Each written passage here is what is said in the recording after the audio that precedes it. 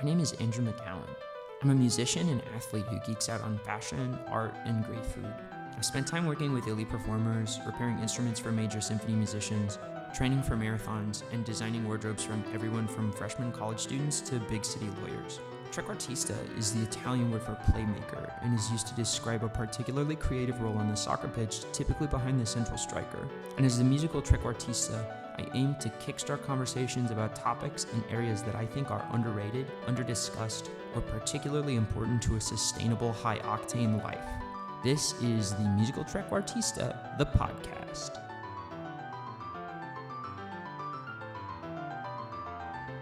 Hey everybody, here is part 2 of my interview with Vinny Giaconia. If for whatever reason you didn't tune in for part 1, Vinny is the bell spinner for Best American Craftsman, which is a trombone and trumpet manufacturer based in Kansas City. And he is a buddy of mine from doing our instrument repair apprenticeship. So we talk about a lot of that kind of stuff. Please enjoy Vinny Giaconia part 2. One of the doctrines that I try to adhere to is intensity in all things. And one of the things... You? Yeah, I know, right? But so, one of the things I'm most fascinated by is, like, if you truly are going to pursue your life with intensity in all things, like, there's a lot of times where people will go, oh, so you just go really hard at work. But also means, like, you gotta go hard at home, too. Of course, what I mean is just, like, relentlessly relaxing. Sure. So, like, I'm intrigued for what relentless relaxation looks like for people. Because for me, it looks like getting some time to go run and doing boatloads of stretching and just making my body feel, like, really ooey gooey just a little bit, and then just, like, chilling and watching stand-up. Sure. I have difficulty lumping in any sort of exercise with relaxation. Oh, yeah, absolutely. But, it's not for everybody. I gotta move to think. For sure.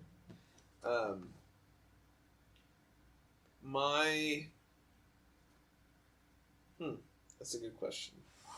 I enjoy winding down and just spending time with friends. I spend a lot of time with friends online and playing games and things like that, and just hanging out and enjoying company, you know. Other than that,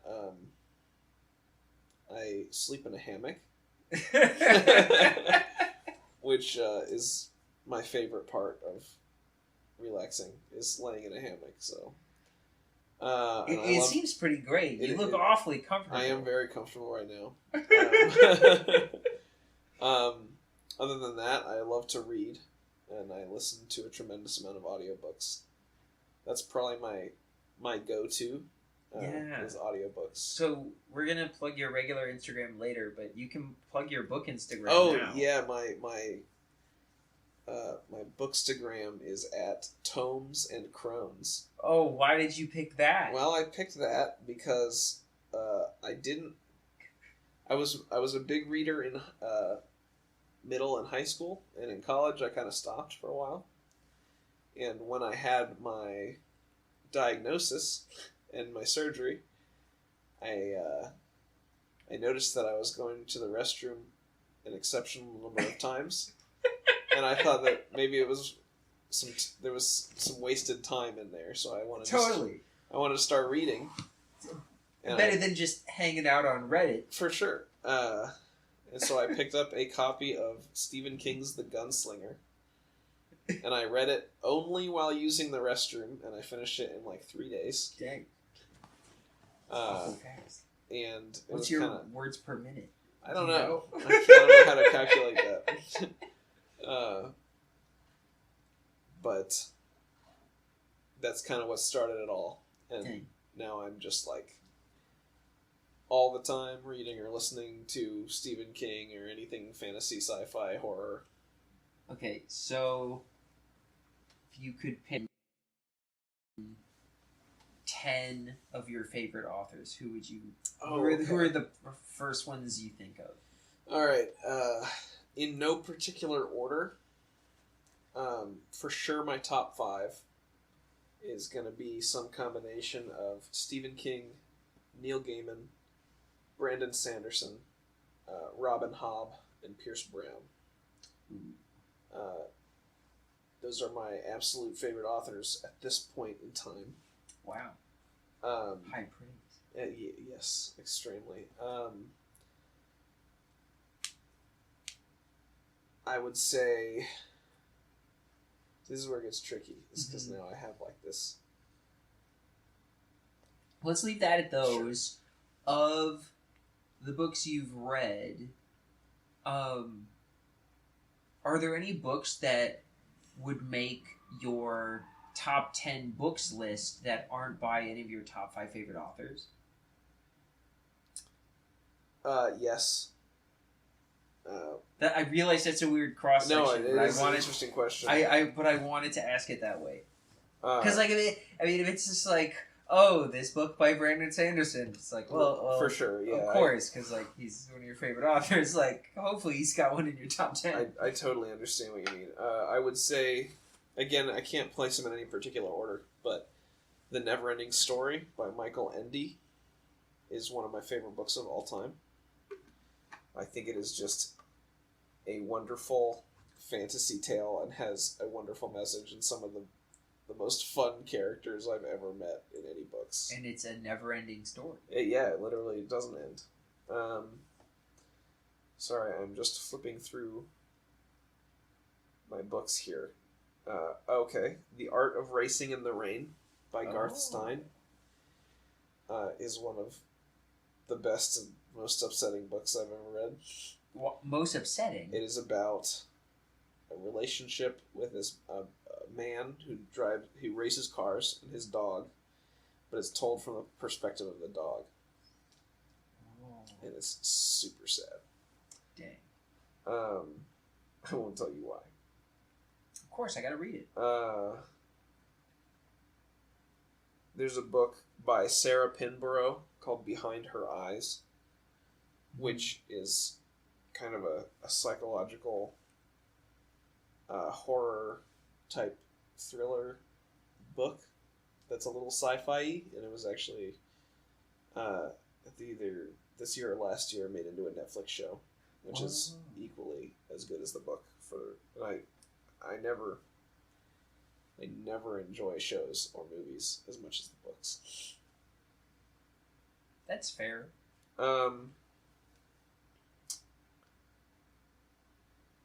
Yeah, that would probably be. I don't think I could give you 10.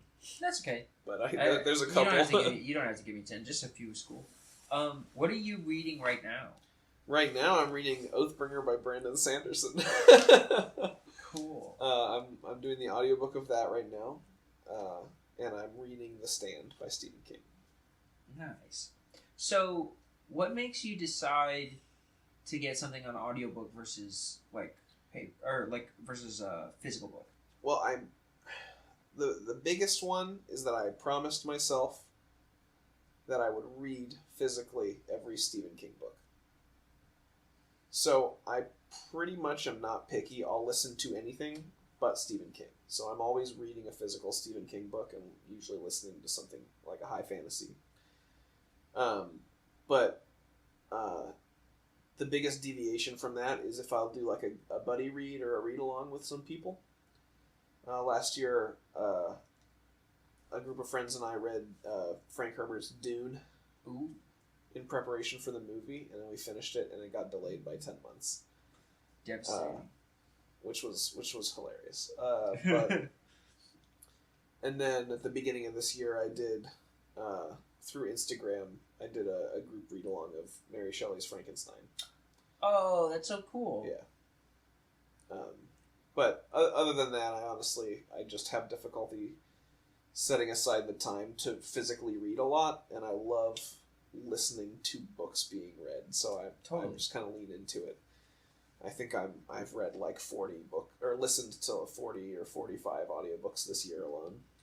Yeah, that's awesome. I mean, like, I don't get the audiobook stigma that some people have, where they're like, it's not the same. I don't know, but man, I'd argue that it's maybe better sometimes. Oh, I think it's way better sometimes. Like, I mean, I loved Song of Ice and Fire unconditionally, but like, hand read them all at least twice, like, I can listen to them from now on. Sure. Like, this is a little easier. Like, I got miles to run. Do two things at once. Well, and, like, even still, there's a book I reread and re-listen to when I go run a lot. Actually, there's a couple of them. Chop Wood, Carry Water is one. Great book. Fantastic book. It's by Joshua Metcalf. You should go check it out, listeners. But I listen to that one probably, like, not as on repeat as some other ones, but, like, at least a couple of times a year. Mm-hmm. And I mean, like, that's 2 runs worth. Yeah. Like, that's great. Or honestly, when I'm, like, on the latter end of my marathon training, that's like a race day book. Yeah. That it's gonna take me the entire time to finish, which is great, because then I'm not worried about, like, the logistics of, like, what's gonna come next. But there's so much in it it's such a great book that, like, excuse me, none of that ever becomes a problem. But the one that I listen to so much is Seth Godin's Purple Cow, because it's just about, like, marketing a business in a way that makes it exceptional. Mm-hmm. And a lot of that is just, like, have something that's, like, really unique. Would you stop to see cows? No, but you'd stop to see a purple cow. Mm-hmm. and he has all these great examples in that. And so, like, I usually spend that book thinking about, like, the way that I've chosen to approach the euphonium, or the way that I decide to write music, instead of, like, business idea. Yeah. Interesting. It's just been kind of wacky. Cool. Tell us a bit about this Brandon Sanderson book. Oh, it is the 3rd in a series called The Stormlight Archive. That is, I don't know how to explain it without taking up several hours of your podcast. Can you just describe, like, what kind of series it is? It is a high fantasy series that has a lot of pages and an exquisitely built world and magic system and character, and it is simply one of the greatest book series I've ever read, and everyone should read it. The 3rd audiobook is only 55 hours long. Only. So that's like a quick run. Casually. Or it's like what I got, like, what did I buy? When I got the free trial of Audible, they were doing 2 free books when I first signed up for it. It was when I was moving out to DC for my first repair job. And I got Song of Ice and Fire books 2 and 3. Because I was like, well, I just finished the first one again, so I'll want to listen to the second one. And then the third one's the longest. Yeah. But then I was like ruining it a little bit, because The Feast for Crows is my favorite one, right. And then I would have boosted my runtime a little bit too. Yeah, those audiobooks are good as well. Yeah, Song of Ice and Fire is so great, and I know, like, everybody can say, like, oh, just watch the show, it's just as good. It's not just as good. I've never seen the show. I stopped after the books. It's just so many characters that didn't make the cut to the show, man. So many, like, super cool people. But jumping back to repair, just really fast, because I'm interested in your perspective on a bit of this. What's something about the industry that you wish you had known more about before you got involved? Repair specifically. I wish that I had known how small it is. Everyone in the industry knows everyone else. Yeah. Like, no one is hidden. I mean, there are guys that I know that aren't even repair techs. They're just super interested in it, and they talk to a lot of people, and everyone knows their name. It's like, oh yeah, I know that guy. It's really That's strange. wild. I mean, everyone knows people across the country, and there's this infrastructure, and especially with Facebook and everything, it's just so easy to be in touch with people. Yeah. So it's an incredibly tight-knit industry. And even smaller is manufacture. Like trumpet and trombone manufacture is incredibly small. So it's like, of course everyone knows everyone because only like a handful of people actually go into the industry, you know? Yeah, I was super surprised. So when I started working in Chicago, and got to know my repair mentor, Matt Johnson, like, he probably knew everybody that worked for Getson by first name. Mm-hmm. It was incredible. I'm like, man, you've never worked for Getson. He's like, so? Like, how do you just know all these guys that well? Mm-hmm. It was gnarly. Yeah, it was definitely interesting to hear, you know, people, like you said, just being referred to by first name. It's like, oh, who are you talking about? I was like, oh, yeah, the old bell spinner at this place, you know? It's like, oh, yeah. Okay. Yeah, like, well, I mean, so Wayne Tanabe was somebody who was on my radar at some point because he does a lot of, like, the fancy custom stuff for Yamaha. Mm-hmm. And, like, all the guys in Chicago just call him Wayne. Yeah. Like, that hurts my brain a lot. Like, see, I got there fast so because no one knows how to pronounce my last name. Oh. So everyone's just like, oh yeah, take it to Vinny. That's awesome.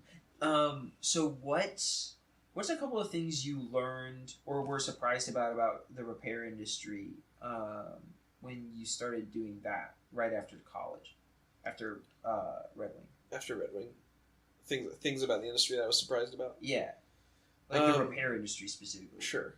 Because I want to like do some demystifying of this for people who are listening. There wasn't a tremendous amount I was surprised about.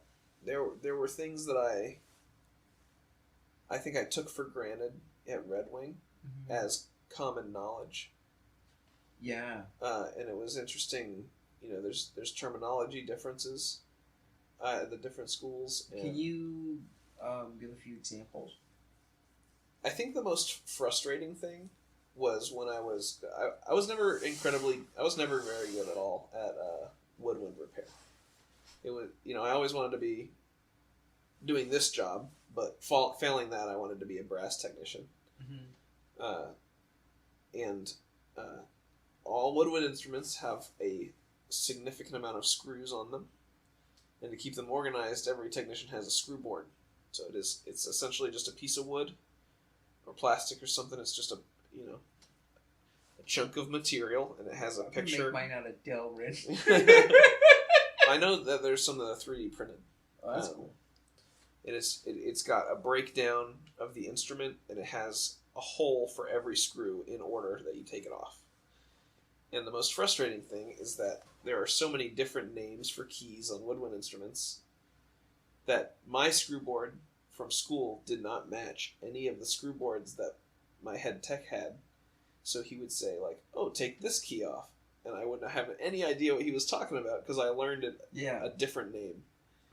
I learned that key under a different name. You probably learned what it's actually supposed to be called. Well, I wouldn't know because I really don't care about saxophones. But just little things like that where not so much differences in the processes or doing things, but just differences in simple communication that would clog up communication and frustrate everybody. Yeah, that would get really frustrating. Which is going to happen anywhere, but totally. And another reason for that is because the technician that I ended up working for went to a different school in Red Wing, so there were some differences in technique and nomenclature there as well that I think had kind of a steeper learning curve than I was expecting. Totally, that makes sense. Yeah. Is there anything else you were like surprised about? Not particularly. Without going into like a whole bunch of random examples like that. I was really surprised at like how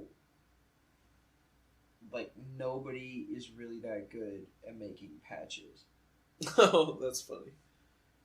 Like that was something I picked up in Virginia more than anywhere else because like John and I patched one of the trumpets that we worked on, and it was like, after that, I'm like, great, patching is so cool. I'm really good at it, Right. even though I definitely wasn't. But like when John Huth teaches you anything, you're starting at like level 5 Mm-hmm. because of like just the sheer amount of knowledge and good pedagogy and advice and like being an amazing teacher that he is. Mhm. Like, I wish I could do all my repair work ever just within eyesight of John Huth, because I Right. would do everything so much better. Just Like naturally he doesn't have, you elevates don't have you. to say anything to me. Like even he could be down the hallway for all I care. Like it's just gonna get better. Presence just makes you better. Yeah, it just does.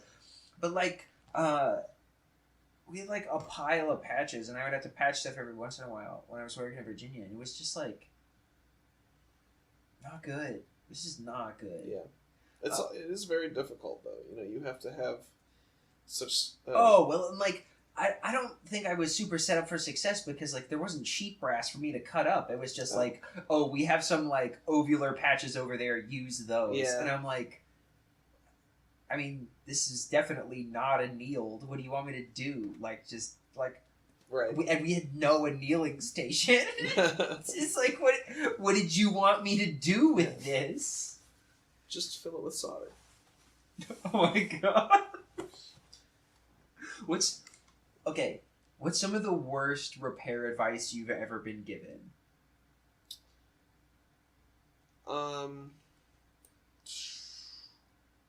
I was shown to fix trombone dents to just put them on an expander and like run them up and down the expander. Yeah, that was probably the biggest bummer of that day. I didn't do that, but someone did. I didn't. That's the worst way to fix trombone slides. Yeah. Because you're not... An expander expands things, and you're not supposed to expand a trombone slide.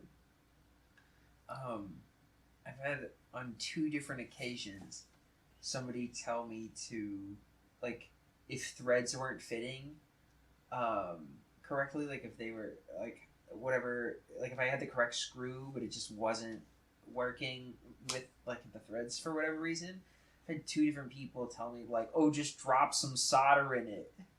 And I'm like, that's... Like solder the screw in? Yeah. Yeah, or like put some solder on the threads and that'll like give it some more grip. And I'm like, except that it won't because like That's it's really not really interesting. how a solder works. Like, and it wouldn't embed in the steel the way it embeds in the brass. Like these metals are not going to combine very well. It's literally just like putting a load of material into those threads. That's stupid. That's unique. And then, oh geez, I had somebody one time, a technician that you would know, or at least know of if I named them. I'd soldered like a brace onto a silver Yamaha euphonium, and like I was upset at like some of the tinning that was left, and this was at a point where like this shop had no rouge in it at all, Sure. which I think is a ludicrous thing. But so like I had no real way to like clean this thing up the way I wanted to, and he looked me in the eye and said, "Just use yellow. They won't be able to tell the difference." And That's a bummer. for anybody listening on the call, rouge is a buffing compound that's like pretty aggressive on silver plating, but like is really like pretty effective on it still. Yellow will just take off the silver plating. Like it just won't be there. So that yeah, it was bad advice. It's horrendous. And I like, oh, that was a rough time. Yeah, I think everyone's... Most people I've spoken to about school, about Red Wing, had kind of a similar experience fresh out of school. You know, Dang. it was a job, but it was their first job in the industry, and everyone was surprised by things, and everyone has moved on. Yeah. Most people I'm still in contact with are doing either at a secondary job or have taken a break from the industry. Cough, cough. So, I did get my own job in the industry because I've worked on 7 horns this last year. there you go. You're still I'm doing it on my terms. The horns come to me. Honestly, like that was kind of a disillusioning moment I had. Was like I thought the only way I think I could have been really, really satisfied doing instrument repair was if like I ran my own shop. Yeah. Because then I got to decide what we'd skimp on. Yeah. If that makes sense. Yeah. Like, because like there's too many times at too many shops where I've worked where like something is always not where it needs to be. Mm-hmm. And sometimes it's like, oh, we don't detergent soak our horns before we throw them in the ultrasonic cleaner, which I have a lot of trouble understanding, but some people skimp on that. Other times it's like the rouge that we have, or that they didn't have ground casing mandrels, so they just lapped every valve that got a dent in it. I can't believe that. I still can't believe that's happening at a shop somewhere. Yeah. Like, oh my god. But yeah, no, it's just horrendous. But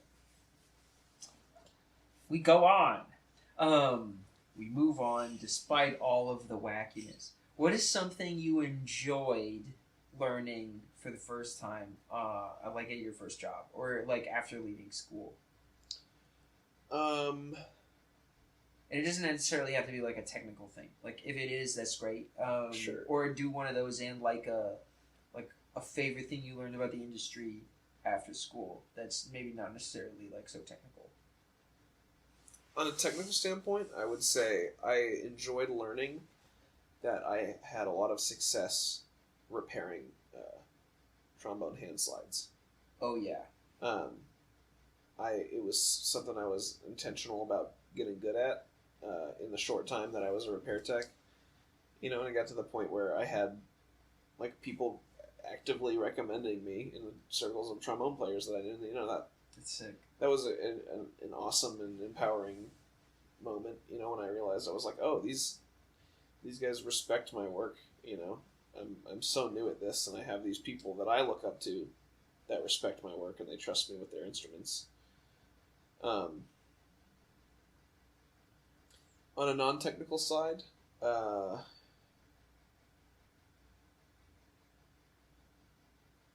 that's another great question. I'm not sure about that one. I learned that I really, really don't like customer service. Can we break that down some? Sure. What do you not like about it? Customers. No, I'm not designed for that.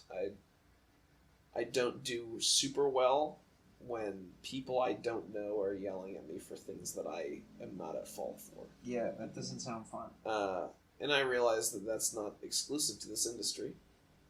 And I've worked other customer service jobs, and I'm a firm believer in the fact that everyone needs to work at least one customer service job before they graduate college. Oh, totally. I think it prepares you really well for the outside world, but It makes you have a lot of empathy.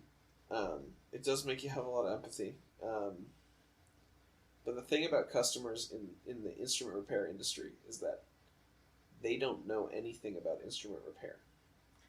I mean, there are a lot of, like, everybody in music at all that don't know very much about instrument repair. Oh, for sure. But the least so are the parents of the children whose horns you're fixing. Oh my gosh. And it just makes it so much more difficult to deal with those people, because I feel like people have a hard time accepting that they don't know things. Yeah. And it makes it... the amount of dads that say, oh, I'll get my vice grip right. because your mouthpiece is stuck. And then you get to put a whole lead pipe back on. A brand new one. Nice shiny one. Yeah. Get it in sterling so it won't get red rot. You know, it makes it a challenge to communicate well, because people I I think, enter retail stores like looking for a conflict sometimes. Yeah. And it's unfortunate that it's that way. it is. But jokes aside, I don't know if there's like a non-technical standpoint of the industry that really surprised me. What about something you enjoyed learning about the industry that wasn't technical? Something I enjoyed.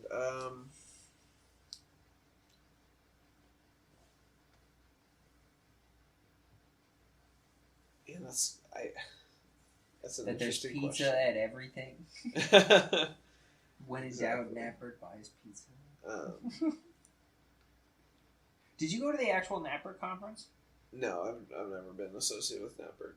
Yeah, I haven't either. It's not really anything I'm interested in. Yeah. No, I got you. Well, I mean, there's so many. I'm also not a repair tech. So. Yeah. There's, I mean, in the repair industry in particular, there were so many people that, like when I first emailed Dana Hofer and said, like, hey, I'd really like to come, like, get a tour of your shop and check the place out and see what it's like. He just said, like, yeah, that's great. When do you plan to come? Mm-hmm. That was, like, there was no question about it. Yeah, it's like, just super laid back. Yeah, it was great. And the Saturday I went in, it was like the Saturday after Midwest, so like wasn't a whole lot going on. Just cruised into his shop in the suburbs. His like assistant had like a boatload of mutual friends with me, which was kind of cool. And then Dana had made like pot roast for lunch. Oh, awesome! Like casually, and he's like, "Do you want to stay for some lunch for a bit, and then I could show you some stuff about trombone slide." And I'm like, "Yes, That's awesome. Please! Oh my gosh, yeah!" And it was just great. Yeah. And so like anytime I've ever been in an area where there's like technicians that I think I might learn something from, I just like give them a call. Mm-hmm. Say like, "Hey, can I come hang?" Yeah. Just see what they're working on. It's always fascinating to see like what they have on display, and so many people are so good at very different things. Mm-hmm. No, for sure. Yeah, I mean, like when I started working with Matt in Chicago, like Matt solders better than anybody I've ever seen. mm-hmm. Like it was hard for me to comprehend at the beginning, and until I realized that he was using a propane torch to do all of his soldering with, and I just asked him like, "What's wrong with the butane?" And he just says, "It's too hot. It's fried lacquer." Interesting. Yeah, he uses what's like a set up like an oxyacetylene torch, but it's propane and compressed air. Oh, cool. And it's like the most epic setup I've ever seen. Yeah. He's just like it was so hard for me to comprehend like how precise he was with all of his heat sources. Mm-hmm. It was gnarly, and I've asked him about it like a million times, but it almost all of his answers almost always started with, "So when I was on the soldering line at Holton when I was 17," and I was like, "Oh." Yeah.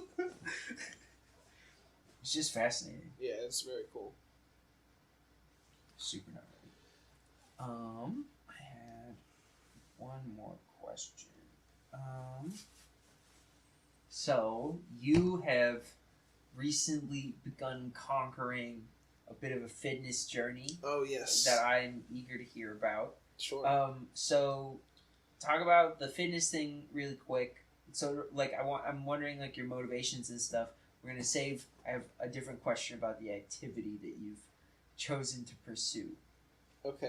So we'll just do the fitness nutrition side of stuff first. So what spurred you along that path? Without you wanted to keep it a secret? Yeah, Okay. Without the activity, because I'm going to ask my next question. I got you. So yeah,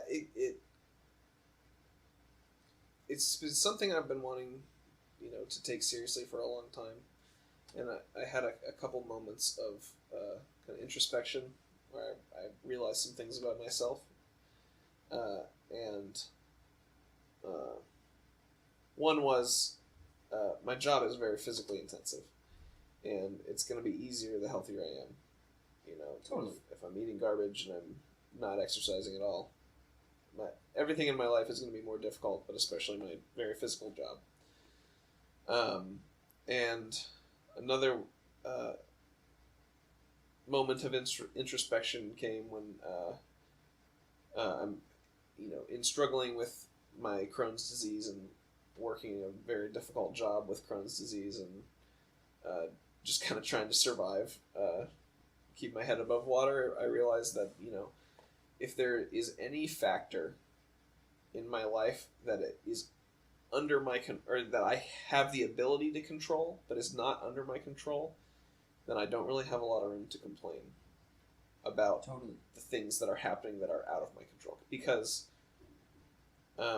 say I have an extremely bad Crohn's flare-up, and I can't work for a period of time.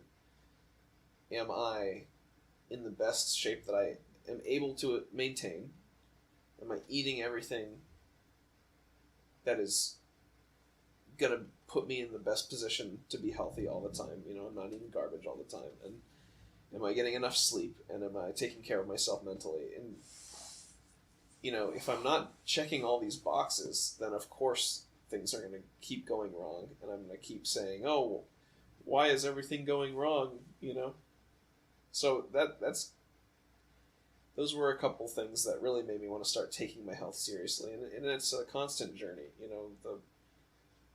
I did really well with eating right consistently for a long time, but I wasn't really good on the exercise, and now I've kind of flipped that, and I'm doing really, really good exercising super consistently, but I'm still having that trouble keeping my diet under control. Totally. And it's getting there. It's way better than it was, but it's a constant balance and change, and I finally found kind of a rhythm that I'm super excited about, and I found an activity that I'm super excited about that I'm starting to become passionate about and want to get way more into. Cool. So tell us about your super new amazing activity. Yes, so I am about a month into learning how to box. Oh. Yes. So I think the reason that I'm so excited about it is because it's the first sport or physical activity, whatever. Marching band. Let's not count it. Let's be honest. Okay, so it's the first sport. Let's not count it. It's the first sport that I'm participating in that I chose for myself. Mm-hmm. It wasn't something that, it was decided for me when I was in elementary school, or I was pushed into in high school because I was in band or something. It's the first thing that I said, I think that's badass, and I want to learn how to do it. And I just went out on my own, and I found a gym, and I found some great people at this gym, and I started going, and I've gotten just way too excited about it. What excites you about it? I think it offers an extremely unique way to push yourself physically and mentally, and it's incredibly enjoyable. I mean, it's just fun to learn how to hit stuff, and like it's cool. You man. and every other percussionist I've ever met. Exactly. Right now, I just do cardio classes, so I'm not fighting people. I'm just hitting a heavy bag. But I'm seeing so much drastic improvement in my physical health and in the way I feel after my Crohn's. It's a high intensity interval, full body cardio. Oh, for sure. And how my Crohn's feels after I work out is always an improvement. I never feel worse after I work out. And you don't feel like you're working out. You sit there and you're setting goals for yourself, and you're challenging yourself, and you're hitting this bag for an hour. You're not sitting there forcing yourself to do push-ups. It's very difficult to motivate yourself to work out on your own. I feel like when you don't have a goal, when you're just when you sit there and you say, I'm gonna work out, and you do your list of exercises. Mm-hmm. It's like, okay, I worked out. But when you're doing a sport, learning how to compete and push yourself, I feel like it's such a different way of approaching it. Totally. I'm sure that you feel the same way about running. I mean, yeah. So one of the things that I find really interesting about like the working out thing, yeah, you're right in that it's hard because people have no idea what goals to set, and part of the reason people don't know what goals to set is because they have no idea what's realistic. And both ends of that extreme are really available. Like if you've never worked out before, like the progress you can make in a week versus a month versus a year are all super different. I mean, one from like, are you going to go from 0 to hero in a year? Probably not. You can go a lot of the way. Yeah. Especially if you do the right things the right way and you hit all of the correct muscle groups and you clean up your diet a lot. Like, yeah, you can go from almost all the way to hero in a year. You'd definitely be there in about 18 months. But like, yeah, I mean, a lot of people just don't know how to be like. If you set unrealistic goals, it's really hard to stay self-motivated. And so, like, from the music side of stuff, like, the internal motivation comes from, like, I want to execute this piece and I don't want to play it like crap, so I'll practice it a lot. And then people start measuring their self-worth based on how much or how well they practice, and that, like, turns into a whole another debacle. But, like, you have a personal investment because you have something you want to perform, but again, like, the goals of it getting clean enough are just, like, kind of decided for you because, like, you, like, we know what the conventions of clean playing are, and all of a majority of the music is manufactured by the composer. And so, like, on the fitness side of stuff, there's not any of that there. And so a lot, like, people our age especially, there's actually a profound amount of data coming out about this, that, like, our complex problem solving skills are really, really high as a result of choice-based video games. But the thing about that fitness doesn't have is, like, in the video game, all of the scenarios are made for you, and all of the goals are made for you, and you just gotta get there. And so, like, with a fitness class, that's really, really available. If you can go to, like, cardio classes, because then all you have to do is listen to your instructor, do whatever, like, exactly what they tell you to, exactly the right way, and you'll probably get somewhere. But if you're starting out on your own, and you don't know what is, like, really accessible or what you should be doing, the odds that you're going to just run into something hard and not have any, like, idea of how to get through it is really, really high. Oh, for sure. And so there's a ton of value in, like, being able to go get workouts and stuff from YouTube. But still, like, working with a trainer or a consultant, especially in the early days, is really helpful because then you can figure out, like, what you should expect. Because, like, I mean, some people might have, like, a really high aptitude for being, like, profound physical athletes that have just never worked out before, and then, like, they get to the end of, like, their first week and it's not really, like, as tough on them maybe as they thought. And if they don't know that that's not normal, or if it's profoundly normal, depending on the situation, like, that's knowledge they're missing. And that's potential that they're missing out on. So, like, getting pedagogy in the early stages, I think, is just huge. Well, one thing that really helped me starting out is I worked with a trainer, and his name is Tobias Young. He works out of Brentwood, California. I actually was connected with him through a connection in Red Wing. He knew Corey, did he? Yeah. So I worked at Copland's Village Market in Red Wing, and Corey Copland just was always working out. Like, we saw him at the YMCA every single time. He worked out like 4 hours a day. Yeah, I'd see him there some days when I'd go in the morning before school, and then we'd go play, like, kickball or something at the Y, and he'd be there, like, in the afternoon. In the afternoons. There are days where we were there when the Y closed and Corey was still there running. Yeah, he's a beast, and his the trainer that he worked with, I ended up working with for a period of time last year. Nice. And he was instrumental in helping me, like, realize, like, well, first and foremost, it is realistic to think that I could get into good shape. Totally. It's not like some crazy goal, it just takes consistency.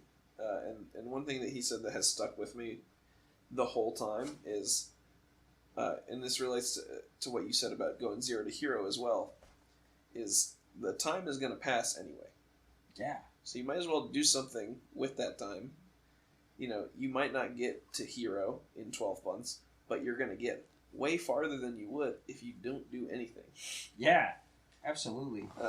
And finding something active and fun and with a community, I think, is just really important. And you know, I'm already making friends in my boxing class, and you know, it's just it's a great place to like exist and push each other to be healthier and better people. You know, absolutely. One of the things that like has kind of got under my skin a little bit just in the last couple of months is like this idea that like if you do too much you can like annihilate all of your joints, and like that's not actually like how a lot of medical science understands like those kinds of things. Like obviously like joint health is really important and we should take care of our joints and our muscles and stuff, and like you don't want to overdo too soon, but I think like the way folks have talked about that in the past, like has caused a bit of the opposite to happen, where people are like, oh, well, like if I just like sit around all the time, like I'll have better joint health with it. It's not, in fact, the case. right? And motion is incredibly important to like make sure your joints are staying lubricated because of like the biological gel that your wonderful body manufactures in order to make sure all of your joints move properly. Mm-hmm. And so like there's just so much misinformation in a lot of cases in like about what your body needs. Yeah. I've been finding that I spend a lot of time like dissuading a lot of those things. Yeah. And one of the things that another thing that's I find kind of funny is because I talk to a lot of people about stretching, because in the grand scheme of things, like the reason anybody really wants to get in shape, well, I think for most people at least, is to just like kind of stay healthier longer, mm-hmm. and like maintain our like some level of vigor into our later years, because mm-hmm. like who wants to be like housebound at 60? Right. 60 is the new 40. So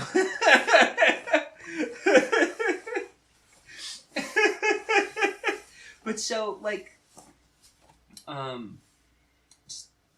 the pedagogy around stretching is really not even that good. I know a number of people who will I'll tell them like, well, if something's feeling pretty tight, like you should probably spend more time stretching it. Mm-hmm. And a lot of them are just like, nah, it feels gross, so I'm not going to. It's like, man. But also, like, it's so wacky in doing a lot of this physiology knowledge that I've been chasing down, and like all this training, and I don't know if I've told you this, but like I'm actually like working towards my personal trainer certification now. Oh, no, so I can do some more of that other kind of stuff. One of the things I find so interesting is like just because you have pain in one spot in your body doesn't mean it's the source of that pain, mm-hmm. which is really interesting. Like, so when I pulled my IT band in January of this year, so that's the giant tendon that connects your hips to your knees, and I pulled the one on my left leg, or at least I thought I had. I mean, I did 8 weeks of physical therapy, and literally on like week 7, my PT said, hey, I'm gonna give you some lower back stretches to do just to see if that changes anything. Mm-hmm. And I had tripled my improvement. Dang. Between that meeting and the next meeting. I had tripled the improvement I had made in the previous 7 weeks combined. Jeez, dude. That's awesome. Because, like, just figuring out where the source of the electroneural response was, making sure those were actually coordinating the way they should be, like, fixed everything. Yeah. It was wild, and I never even thought about having as tight a lower back as I do, and now I stretch it, like, at least 2-3 times a day. Yeah. Yeah. That's awesome. And it's helped with everything. It's like straightened out my posture a lot, and I'm confident I picked up a lot of those bad habits from being at a repair bench, but that's not really the point. I also like, I never worked at a shop where I didn't make my bench a standing bench. Oh, yeah? Yeah, because I'm just one of those weirdos where I'm like, I don't want to sit down. When you make bells, every bench is a standing bench. Yeah, that's what I'm talking about. But also, like, I'm somebody who's busy and prone to doing a lot of things, and if I am really tired and sit down, I fall asleep. So, like, if I'm at a standing bench, that can never happen. Right. But yeah, just like loosen up my body a little bit, man. Made a world of a difference. Yeah. So how has boxing like affected you in that regard? Like, how do you feel like your body runs day to day compared to what it was like before you started? Well, it's pretty high intensity, so I'm still sore every day. But overall, I've just noticed nothing but improvement. I mean, I feel better. I'm moving easier. I'm seeing like drastic changes in my core strength and my physical abilities to do exercises longer and more intensely, but it's been awesome day to day. Has it steadily feeling better? Has it helped at all with like pain from work and stuff? It has actually. I noticed that I used to carry a tremendous amount of tension in my right shoulder from hammering. And since I've started boxing, I've noticed it's starting to kind of work its way out. That's awesome. Yeah, so I'm using completely different muscle groups when I'm hammering bells to when I'm throwing a punch with my right arm, And so I think using like contrasting muscle groups or using them in different ways and directions is helping like work that out. Oh, for sure. Just making sure your arms can be as languid as possible. Mm-hmm. It's really fascinating. Yeah. Awesome. We've done like almost an hour and 45. We did it. So we can wrap it up a bit here. It's really exciting. Can you drop your socials for the people listening? Yeah. What was the last thing you said? For the people listening. Oh, listening. Okay. Yes, I can. Probably what I use the most is Instagram. I have my personal one, which is at Vinny.Giaconia. At VINNY period GIACONIA. And then if you want to see more of like my work, my bells and stuff, Instagram at Giaconia Brass Works, spelled the same way, GIACONIA. And then I already plugged my Bookstagram, Tomes and Crones. Yeah, so we can see what you're up to reading and read along with you.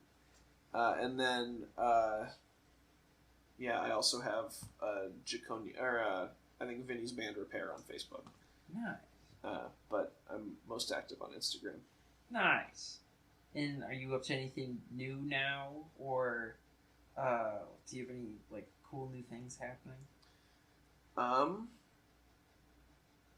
No. Okay, no worries. Awesome. Just making bells. Yeah. And reading books. Yeah, so keep your eyes open for any horn coming out of BAC because Vinny made those bells. Yep. Awesome. Thanks so much, sir. Absolutely. Thanks for having me. Had a good time. Now get out. We hope you've enjoyed this episode of The Musical Trequartista, the podcast. You can find us online at McGowanmusic.com or listen on your favorite podcast platform. You can also visit us at Andrew McGowan on YouTube or Music McGowan on Instagram.